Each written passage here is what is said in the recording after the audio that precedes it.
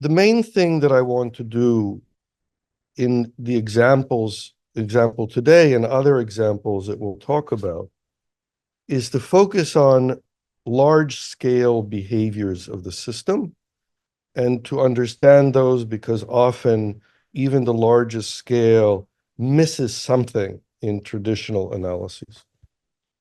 And the basic framing of this is something very fundamental coming from analysis that we can talk about the fundamentals at some point too. But the basic idea is that we can use a technique that is related to what's used in physics called renormalization group. It really is multiscale analysis to determine what kind of system we're talking about. And by kind, I don't mean physical, biological, social. What I mean by is what are the essential characterizations that are needed in order to describe the system that we're talking about. And so, for example, in traditional statistics, we use a Gaussian model of a system. There's no dynamics. There's assumption of independence. There are certain assumptions that if you put them together, you get a normal distribution or a Gaussian distribution. And all systems that have the Gaussian distribution have certain properties, and that's a characterization of a type of system. A very different type of system is a system that is a wave, an oscillation. And when we talk about systems that are oscillating, we can again use the same language, i.e. the same mathematical language. The types of questions that we need to answer in order to understand the system are all the same. So as long as we address those questions, we understand the system in a comprehensive sense at the largest scale. Then there are spatial patterns, here Turing patterns, that have this kind of spatial structure. Again, there are many such systems. They can be physical, they can be biological, they can be social.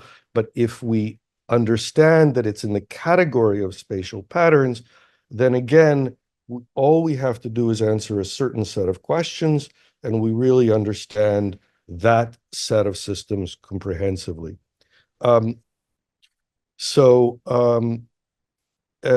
Navier-Stokes equations are fluid flows, so it applies to gases and fluids. I'm just giving examples. If we know what type of system a system is, again, we can characterize the behavior in a way that is essentially complete. So today, what I want to do is to apply this method to the question about economic growth. And again, the key message when any of those categories of systems is what are the equations we need, but even before we have to decide on the equation, we have to actually decide what are the variables, what are the parameters that are characterizing the behavior of the system. And if we know what the right parameters are, then we can identify what is needed in order to regulate the system, to control the system. And so that's really the trajectory that we want to go on.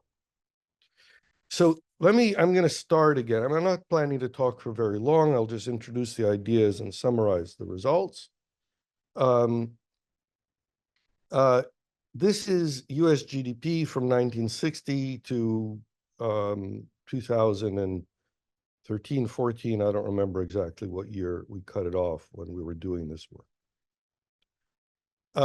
I want to talk about the standard understanding that we want to compare our analysis with.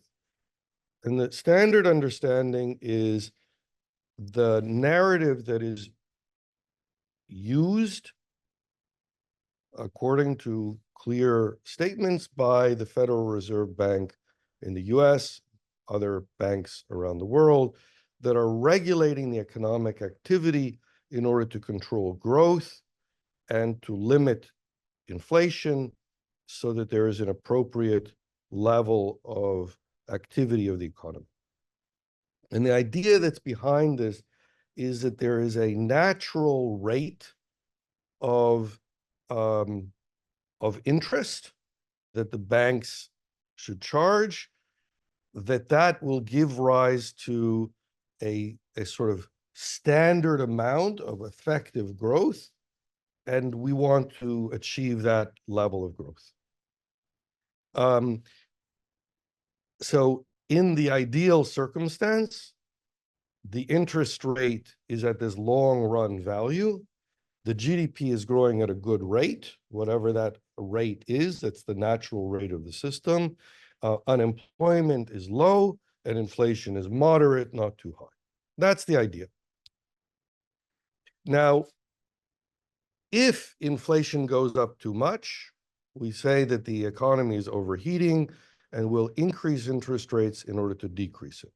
If unemployment is going up and inflation is going down, then we can decrease interest rates and increase the economic activity. This is the basic idea. Now, in that model, there's one parameter, which is this composite of interest rates and unemployment, and there's one control parameter, which is the interest rates. What I want to do is talk about a different model, and I'm going to show that we can actually surprisingly strong way validate this model when we do the analysis. So the model has two loops in it, primary loops in it. I don't have a mouse to show you, so you'll just have to, maybe I can quit out of the this so I can at least point to things here. The first loop is the labor and consumption loop.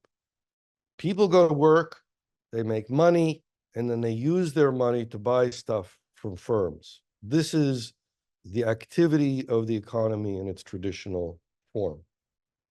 The second loop is the capital investment and returns loop. It goes this way.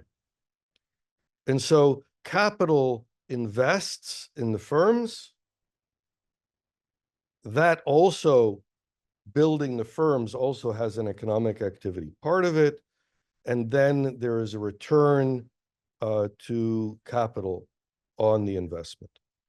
And then there's all of this stuff, interaction with government, interaction with banks. But I'm going to show that we can actually focus primarily on these, and those are the largest loops in the economy. And because they're the largest loops, we can anchor our understanding of the economic activity using these two loops. Does that make sense so far? Is it clear? All right. So how do we proceed? And the answer is, let's look at those financial flows, right? Each of those arrows is just a financial flow, and we can get it from the national accounts that is compiled very nicely for us by the government. So here is the highest one is this consumption, and then we have the wages. Here we have returns and investments and so on. These are all the other ones that now we see are indeed smaller. And basically the fact that these are close to each other, i.e. the blue and the orange and the red and the green, is consistent with the fact that these are mostly closed loops with some leakage because of transfer to other things. Is it clear so far?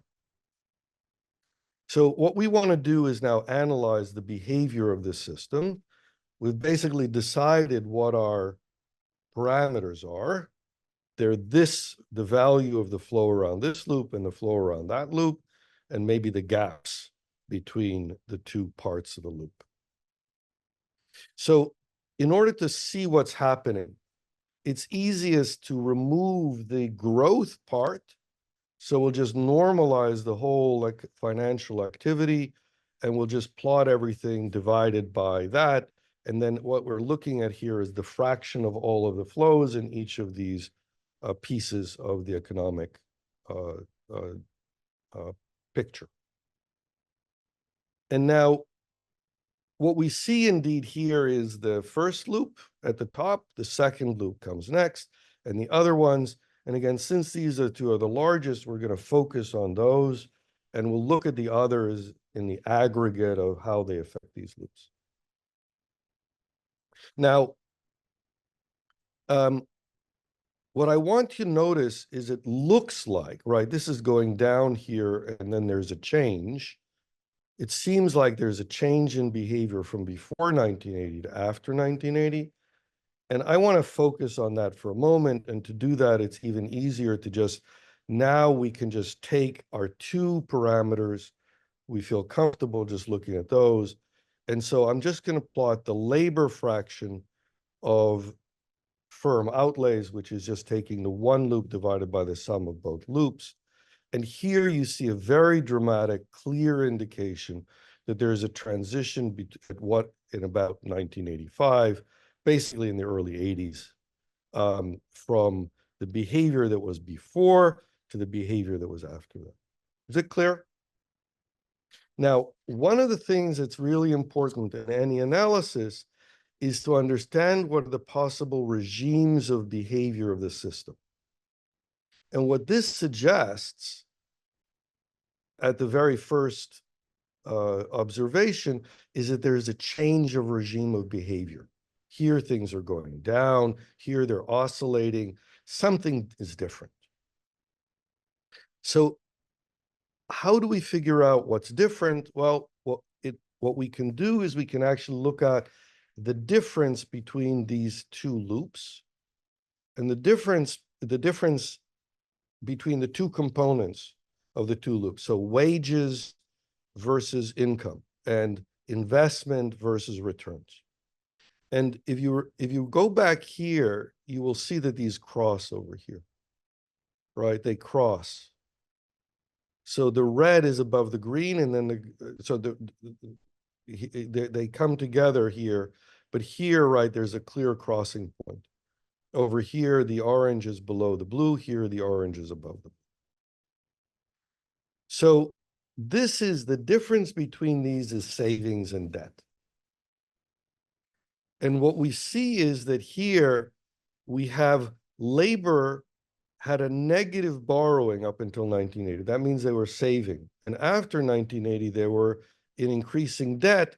And we know this is consumer debt, right? By 2014, I think this was, you had $14 trillion of consumer debt.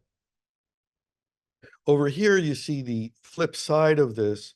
In the capital side of things, here we have increasing debt before 1980, and then there is less debt, right, afterwards. And here we see indeed that after some point, this went down, and then it starts going up, starting in 1980s, and then it increases, so they're saving. Now, this is strange. Let me explain why this is strange. Why would people who want to invest be savings? And the reason, if you think about it for a little bit, is fairly straightforward, which is that if, in order to invest, you have to have a way of making money by investing. But look over here, you have all of this debt. This debt means that people don't have enough money in order to buy things that are being made. So it doesn't make sense to invest if people won't have money to buy. So the relationship between investment and consumption, which we have not described in any detail, is clearly playing a role in this picture. And so what I want to do is I want to look at this transition in several different pictures and to understand how this has played a role. What we see, of course, and for those of you who remember or have decided to study this, it's already a long time ago, right? This is 1980, is over 40 years ago, 45 years ago, let's say. The interest rates went up in some kind of behavior, and then they went down. There's a very clear transition of what happened at that point in time. here we see that the real interest rate is going down and it's actually even negative for this period of time. So I want to explain what these two regimes are. And what they reflect is a difference in the magnitudes, the relative magnitudes of the flows between these two loops. In one regime, which is the capital limited regime, we have a larger flow in the left side than is, in some sense, the appropriate flow relative to the right side. So it's a capital limited regime. There's not enough flow over here. And because there's not enough flow over here, the capital is borrowing and labor is saving. And under these circumstances, you have more money pursuing limited product. You have interest rate increases, inflation is increasing. In the other regime, we have the opposite behavior. The opposite behavior means there's borrowing by labor because labor doesn't have enough money to buy the products that are being created. And the capital is saving because there's no reason to invest because there's not enough money. There's not enough money in the labor side. And under these circumstances, the interest rate is decreasing. Is it clear? So finally, I want to show the behavior in a very sort of telling way.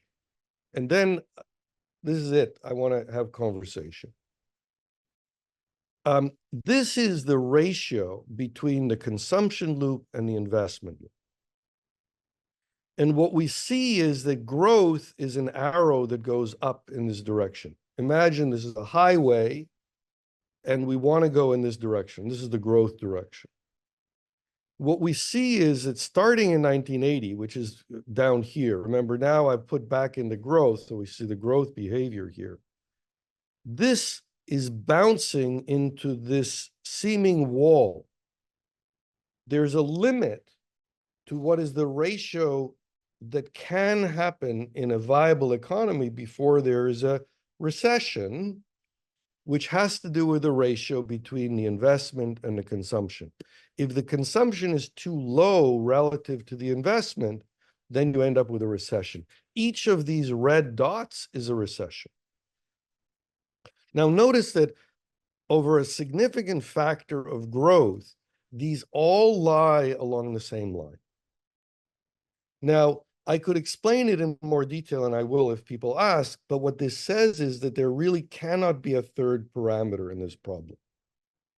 Because if there was a third parameter in the problem that was varying over time, the ratio of something happening in between two variables would not be fixed. So this is the validation that, in fact, the model that we've created is really correct, that it's enough to analyze these two parameters. But what this also says, and this is a result, if you like, of Ashby's law, if you have a two-parameter system, you need two parameters to control it. So, for example, if you're on a road, one parameter is how fast you're going, that you control by brakes and gas. That's one parameter. But the other parameter is your steering. And in this case, what we can say is there's only one parameter being regulated, which is the interest rate. The other parameter, which you can understand, is the balance, the left to right balance of the investment loop versus the consumption loop. And what this says is that we want to keep that ratio about the same somewhere in this window. If we go too far to one side, we run into the guardrail and we have to do emergency actions. And on the other side, we run into the other guardrail, presumably, which we haven't seen, but there is presumably such a guardrail. But what we see is that what we've been doing is since 1980, we've been running into this guardrail and we've been limiting the economic growth dramatically because we cannot just drive, we keep bouncing off of the wall. So this is my summary. The basic idea is that if we know what the right parameters are, we can figure out what the control mechanisms have to be. And in the case of economic growth, we've been controlling one parameter instead of two parameters. And if we think about it, we should be able to figure out, it's pretty obvious what the second parameter is. It's not monetary policy, it's fiscal policy. And we can talk about it. But I think that what I would like to do now is to open the discussion and have people make comments or ask questions.